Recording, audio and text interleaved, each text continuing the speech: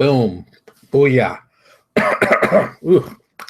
Hey, it's Lewis Porter Jr., and I know you're all excited because you're watching another lovely episode of Transparency Agenda. And with a title like that, I know you're all excited to see more of what's going on with the NeoExodus printing. So I have an update. I just wanted to put that as the main thing because it's been going on for a while, and a lot of you. Hey, Matt, thanks for watching. A lot of you have been watching and coming by. So let me tell you what's going on there. We are still waiting for the new product to come shipping in. I expect to see it sometime this week. I got a notice that we will be, I got a notice from them saying they printed it and they're going to be shipping it out to me. So I'm hoping, fingers crossed, that maybe we can get it as early as tomorrow. Because I got the notice yesterday evening after I did the show.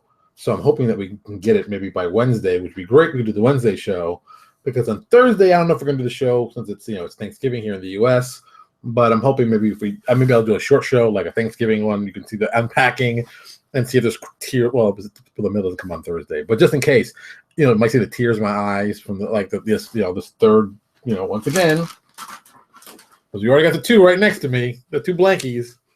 That's what I'm calling them, blankie 1 and blankie 2. So I'm hoping this time, I'm hoping this time we will actually get the printed material like we suspect. So I'm not gonna lie, I'm a little terrified that it may or may not happen. So there we go with that. I mean, that's just one of those weird moments of just bad things happen sometimes when you print stuff. So there you go. So tonight, of course, I'm gonna talk a little bit about Patreon because of kind of a side thing. So a couple weeks back, I guess I'll put his name on here, Jeff Lee, the infamous writer Jeff Lee, who's done a lot of work for Cobalt and, of course, LPJ Design. I pitched him an idea a while back saying, hey, I wish we could do a prison. I wish we could do some kind of cool prison that I think would be kind of cool, that we do prison stuff because, there's a lot of, and it's funny, this is another weird thing. There's not really a lot of books and stuff on prisons per se, in the sense of like, hey, this is how you build a prison. This is the guys you put in prison.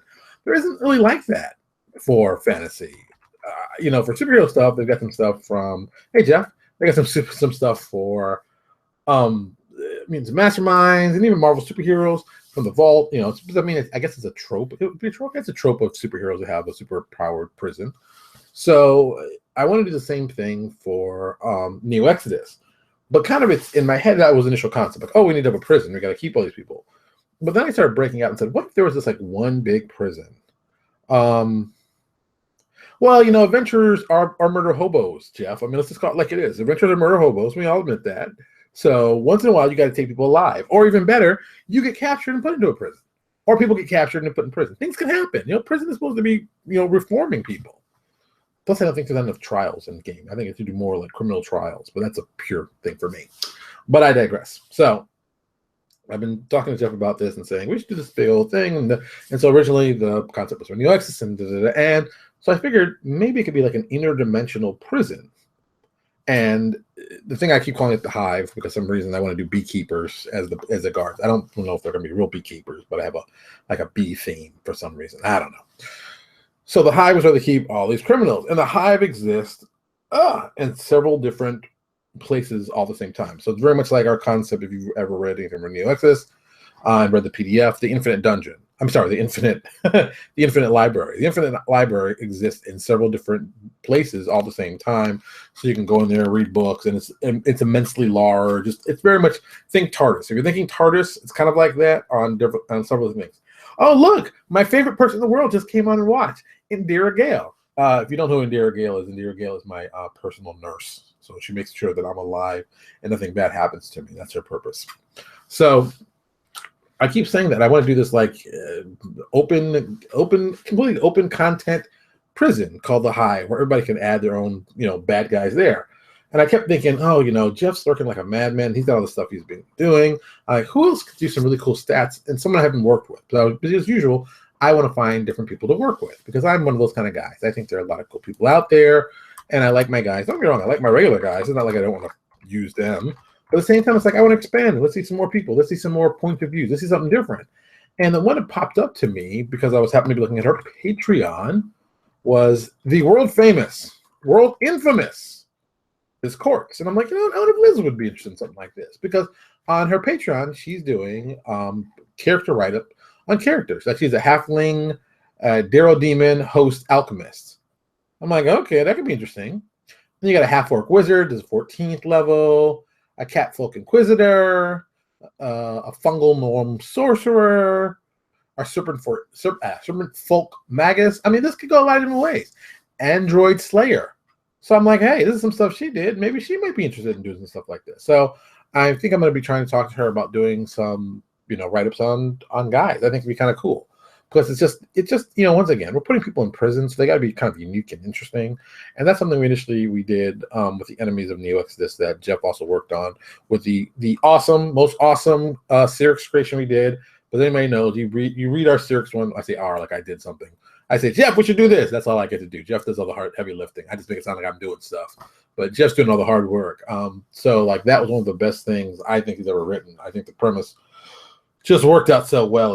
It's so twisted and so awesome. And Jeff did an awesome job. And I think people would be interested in that, because I think people like bad guys. I think people like villains to face and go after. That's why, for NeoExodus, we have the Folding Circle. They are bad guys. They're terrorists. But they really are terrorists. They're bad guys. And I think that this makes it better for people. And then having them at different CR levels, you get to play them over and over, and they get more powerful as you get more powerful. But there's nothing worse than just playing against a villain a one-time thing, and like you have one stat block, and that's all you get to see them. People are like, well, it's a lot of people kill villains. Yeah, but sometimes villains return. Sometimes villains, when played smart, realize, I'm getting the hell out of here. I'll be back later for you. And, there's just ways you could do that. I think there's just a lot of cool ideas like that would be very, very cool. And as us as gamers, we should do that kind of cool thing. So that's another thing I'm working on right now. As always, we're working on the rest of our Patreon. Oh, Infinite Dungeon. So I finally finished the layout. Everything's done. I did 2 versions of it, of course, the high-end version, the big money version, wink, wink, nod, nod. And I got the other regular version done. So we're done with those. I know level 2 is in the pipe, which I'll be working on next week, since I'll be delivering some of that with the new products. We'll also be delivering what day will be. Let's confirm this day for you people. So next Thursday, a week after Thanksgiving, we'll be starting level 2 of Infinite Dungeon, and we'll also be releasing the PDF. Most likely the people who are fans and supported our regular stuff will be getting the special PDF, well, the regular PDF on the 30th, and the special on the 30th also. So we'll either be delivering through RPG Now, which is most likely the case, or we might be doing it something else. But I'm thinking RPG Now. That works for me. So there you go. So then we start level 2 next Thursday. Yeah, this is going to be fun. I think level 2 will be really, really fun. I know 3 and 4 are being worked on currently. I'm not going to lie. 5, I pitched an idea. I don't know who actually is working on 5 anymore. I think maybe Jeff could tell me, but I can't remember anymore. And there were some people I wanted to think about doing like side treks. Like I wanted to say, maybe Owen wasn't too busy. Maybe Owen wants to do a quick, 8 rooms as a side trek, something like that. And maybe do side treks on top of the regular levels. But I think once we start getting further into it, I think we get to 4th and 5th level. I think that's when people start picking us up going, what's going on with this thing? This thing's been running for a while. This thing seems pretty interesting. People seem to like that. So I think that'll be a big thing for us. What can I say? I dig it like that. Whew. Yeah. Wow. See, show's almost over. See, this 10-minute show goes fast. Got to get on, got to get off. Fun stuff. What are the fun things can we talk about real quick so I can remember? Yeah, this whole alt-right thing. Yeah, thank you, Jeff. Rich Redmond has level 5, and then maybe level 6. So level 6, you get fireballs, as I'm thinking. So you'll see this. Yeah, this whole alt-right thing, and that orange list. You know what? I'm just disgusted. People are disgusting. People are disgusting. Why can't we just be nice to each other? But see, Jesus was right, man. Be nice to each other and love each other. And what do? We nail them with 2 pieces of wood. We can't even be nice to people who just say be nice. I mean, it's ridiculous, but whatever. You can't just keep doing you. When you see injustice, do the right thing. That's all you got to do. Do the right thing. Ta-da! It ain't rocket science, but it is kind of interesting. All right. So with that, tomorrow will become New Comic Book Day. I'm guessing it's not going to be that many books since it's Thanksgiving. I'm going to see a couple things. Hoping maybe we'll talk about the stuff I bought. Because I bought, I'll try. I don't know if I showed you guys. I showed you in my picture. I bought these 2 not PDFs. Jesus, these 2 trade paperback this weekend, yeah. Uncanny X-Men versus S.H.I.E.L.D. because Bendis wrote it, who's not one of my favorite writers, but Chris Pacello, who's also doing the lovely Doctor Strange right now, I'm a huge fan of his artwork, so I had to buy it. I was like, oh, I want it because I like his artwork. And, I was really tempted not to buy this, but I said, I'm going to really buy this. I'm going to give this an actually honest try. Hawkeye, I always love Hawkeye as a character in Avengers. I'm an Avengers fan. I always have been. But I was worried about this Avengers and the whole Kate Hudson, who I actually like Kate Bishop. I like Kate's character, and I liked her in Young Avengers. I just thought it was going to be weird to have two people running around called Hawkeye. But, Fraction apparently is an awesome writer, and I've had the pleasure of meeting him, so I know it was going to be written well. I didn't know what story they're going to tell for Hawkeye, but Hawkeye is always a tough sell for some people because you forget, guy with arrows in modern days, the guys with machine guns running around with Captain America and all these guys lots of power, and all his big power is I shoot arrows.